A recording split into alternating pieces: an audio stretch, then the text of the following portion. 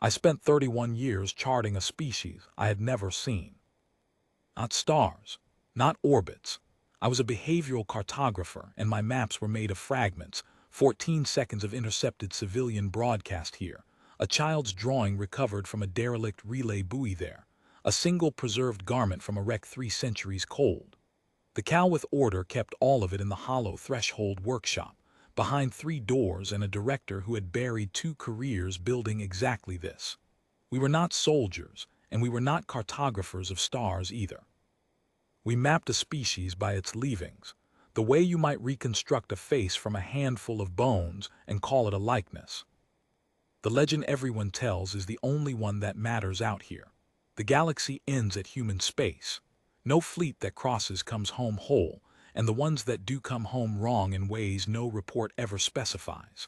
I had heard that warning since I was old enough to understand what a border was. What I wanted to know, what the whole workshop existed to answer, was whether the warning was a fact or a habit. Nobody had tested it cleanly in 400 years.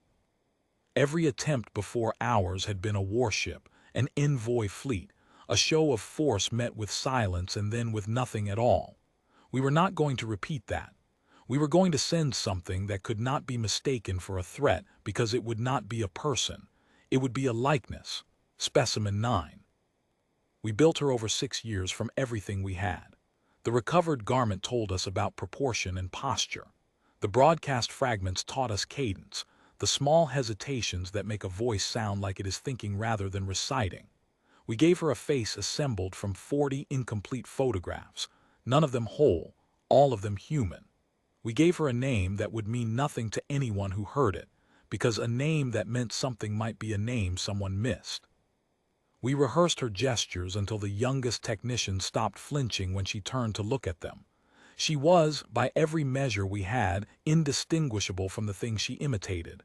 Pass unnoticed. Report. Return. Director Orvin Seth authorized the crossing herself, alone, without a vote of the conclave, because a vote would have left a record, and a record would have left blame to assign if it failed. She had run the workshop since before I joined it, and the longest-serving technician said she had buried an earlier project once, when a prototype's recorder came back holding nothing but static shaped, faintly, like a held breath. She never spoke of that one. She only ever said that the difference between a closed border and an open question was a single clean result, and that she intended to get one before she retired or died, whichever came first. Specimen 9 crossed the calyx verge in a single unarmed courier hull on the 17th cycle of that year, carrying nothing but herself and a recorder no larger than a fingertip. We watched her transponder cross the line on the main board in the workshop's lower hall, all of us standing in a half circle the way you stand at a vigil, nobody willing to be the one who looked away first. The mark advanced 6 minutes into a region every chart in that hall left deliberately blank, and then did what every transponder before it had done at that border. It went silent. Director Seth stayed at the board for most of the next 9 days, as though watching it herself might change what the silence meant. We had agreed beforehand on how long we would wait before calling it lost. 40 days. We had also agreed, quietly, in the hours before launch, that 40 days was a courtesy to ourselves and not a real number, because nothing had ever come back inside 40 days, or inside 400. So when the signal returned on the 11th day, nobody in the workshop spoke for the better part of a minute. I remember the silence more clearly than I remember the alarm that finally broke it. The courier hull had not been damaged. There was no debris signature, no thermal scarring, nothing a hull inspection could point to and call evidence of anything at all. The fuel reserves read almost untouched, as though the 11 days had cost the hull nothing more than a short patient wait. Specimen 9 walked out of the airlock on her own power, under her own will, exactly as we had built her to do when a mission concluded successfully. The technicians cheered. I did not. I had spent 6 years learning to read the smallest details of a face I had built from 40 photographs, and the face that came down the ramp toward us was not wrong in any detail I could name. It was wrong in the sum of them. The way a familiar room feels wrong after someone has moved everything in it half a hand's width to the left. Her gait had changed, not damaged, refined. The small asymmetry we had left in deliberately, the one we knew from the fragments was a true human trait and not a flaw, had been corrected, smoothed into something more even, more efficient.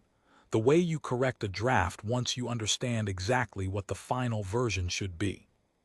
Her voice, when she spoke her first words back inside the workshop, carried a cadence closer to the broadcast fragments than the cadence we had actually programmed, closer, not further, as if someone had taken our approximation and quietly brought it nearer to the source. 6 small changes. We cataloged them over the following days, one by one, and every one of them moved specimen 9 closer to the thing she was supposed to resemble. Nobody had attacked her. Nobody had damaged her. Somebody had improved her, with a precision that meant they understood exactly what she was, exactly what we had been trying to build, and had simply finished the job better than we had. The recorder she carried held 11 days of telemetry, and then nothing. 11 days of an empty, unremarkable transit corridor, courier hull on course, no contact logged in any frequency we could find. Whatever had reached her had left no signature in any instrument we owned. It had simply known what she was for, known what we had gotten wrong, and corrected it the way you might fix a typo in a letter you never intend to answer. Director Seth asked her the question herself, in the lower hall, in front of all of us, because by then there was no use pretending this was a private matter. Who corrected you?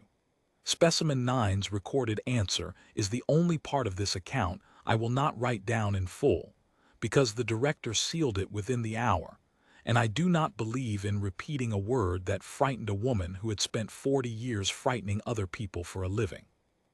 I will say only that it was one word, that it was not a name, and that it answered a question none of us had asked her. The workshop closed within the season. Director Seth filed the project as inconclusive, struck the recovered garment and the photographs from the active archive, and reassigned every technician who had touched the build to postings far from any border. I asked her once, before my own reassignment, why she had not simply told the conclave what we had learned, that the legend was true, that something on the other side was paying close enough attention to correct our mistakes without ever showing itself. She told me that the warning the galaxy already believed was doing its job, and that the truth we had found did the warning no favors, because a warning that says do not go is useful. A warning that says something there is close enough to fix what you build, and chooses not to keep it, is not a warning anyone can act on. It is only a thing to be afraid of. I still have the 40 incomplete photographs in a drawer no inventory remembers. I think about the 6th correction, the smallest one, the one none of the others flagged because it read as an error in our own measurement. Specimen 9's left hand in the original build had 4 functioning fingers and a thumb fused slightly too close to the palm. A flaw drawn faithfully from a single blurred photograph none of us had ever questioned. When she came back, the hand was correct. 5 fingers, properly spaced, exactly as a human hand should be. We had built her from the only photograph we had of that detail. It was blurred for a reason none of us ever asked about, because asking would have meant admitting how little we actually understood the thing we were copying. Whoever returned her did not need the photograph at all.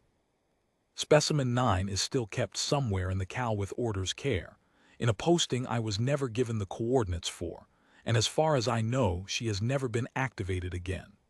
I think about her some nights the way other people think about a door they once stood in front of and chose not to open. The legend my people grew up with says the galaxy ends at human space, and no one asks why. I crossed close enough to it once, second-hand, through 40 incomplete photographs and a recorder no larger than a fingertip, to learn that the silence on the other side is not empty and not careless. It is attentive. It noticed what we tried to make, judged it worth correcting rather than worth destroying, and sent it home finished. I do not know which choice frightens me more. I only know I have stopped wanting an answer to the question Specimen 9 was never asked.